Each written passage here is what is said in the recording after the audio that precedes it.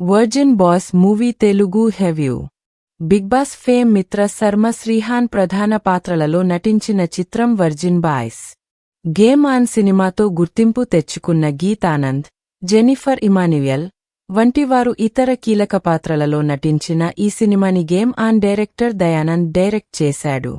రాజా దారపునేని నిర్మించిన ఈ cinema promotional కంటెంట్తో ప్రేక్షకులను ఆకట్టుకుంది. మరి ఈ చిత్రం ఎలా ఉందో రివ్యూలో చూద్దాం. కథేంటంటే డూండి అలియాస్ శ్రీహాన్, ఆర్య అలియాస్ గీత ఆనంద్, రోని అలియాస్ రోనిత్ రెడ్డి ఒక యూనివర్సిటీలో కలిసి చదువుకుంటూ ఉంటారు. ఎలా అయినా వర్జినిటీ కోల్పోవాలని తహతహలాడుతున్న వీరికి వీరి ఫ్రెండ్ కౌశల్ ఒక ఛాలెంజ్ ఇస్తాడు. తాను మళ్లీ అమెరికా వెళ్లి వచ్చేటప్పటికి మీరంతా వర్జినిటీ కోల్పోవాలని ఛాలెంజ్ చేస్తాడు. ఎలాగైనా వర్జినిటీ కోల్పోవాలని ఉద్దేశంతో శ్రీహాన్ జెనిఫర్ను, గీత్ ఆనంద్ మిత్ర శర్మను, రోనిత్ రెడ్డి అంశులా ధావన్ను ప్రేమిస్తారు. వర్జినిటీ కోల్పోవడానికి వీరితో ప్రేమలో పడిన ముగ్గురు వర్జినిటీ కోల్పోయారా? ఛాలెంజ్లో గెలిచారా? చివరికి ఏం జరిగింది అనే విషయాలు తెలియాలంటే సినిమాని బిగ్ స్క్రీన్ మీద చూడాల్సిందే.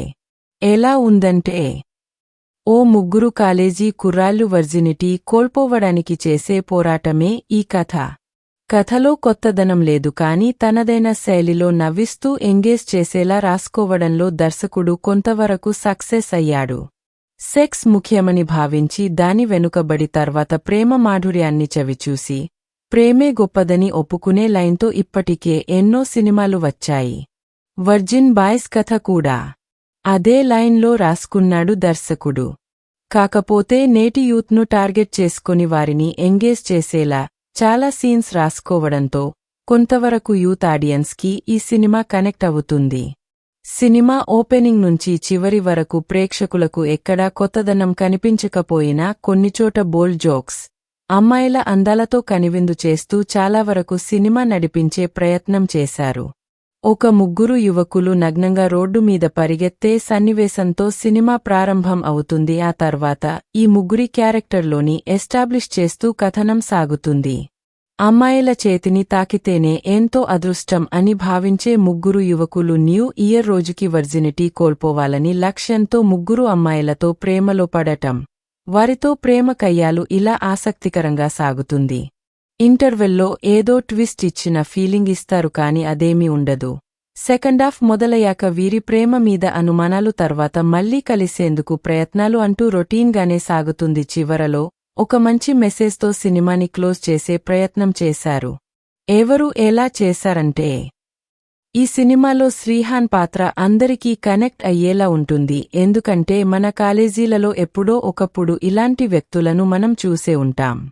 ఈ పాత్రలో శ్రీహాన్ ఒదిగిపోయాడు. తర్వాత కొంతవరకు గీత్ ఆనంద్ పాత్ర కన్విన్సింగ్గా ఉంటుంది. మిత్ర శర్మ పద్ధతి అయిన అమ్మాయి పాత్రలో ఆకట్టుకుంది.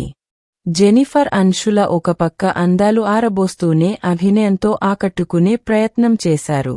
ఇక మిగతా పాత్రధారులు అందరూ తమ పాత్ర పరిధి మేరకు పరవాలేదు అనిపించారు. సినిమాటోగ్రఫీ బాగుంది, సంగీతం పర్వాలేదు, నేపథ్య సంగీతం సినిమా స్థాయికి తగ్గట్టుగా ఉంది, నిర్మాణ విలువలు మాగున్నాయి, ఎడిటింగ్ సినిమాకి సరిపోయేలా కట్ చేశారు. మరిన్ని మూవీ రివ్యూస్ కోసం మా ఛానల్ని సబ్స్క్రైబ్ చేయండి. Thank you. ఇప్పుడు మనం రేటింగ్ చూద్దాం. ఆడియన్స్ 5కి 3 రేటింగ్ ఇచ్చారు.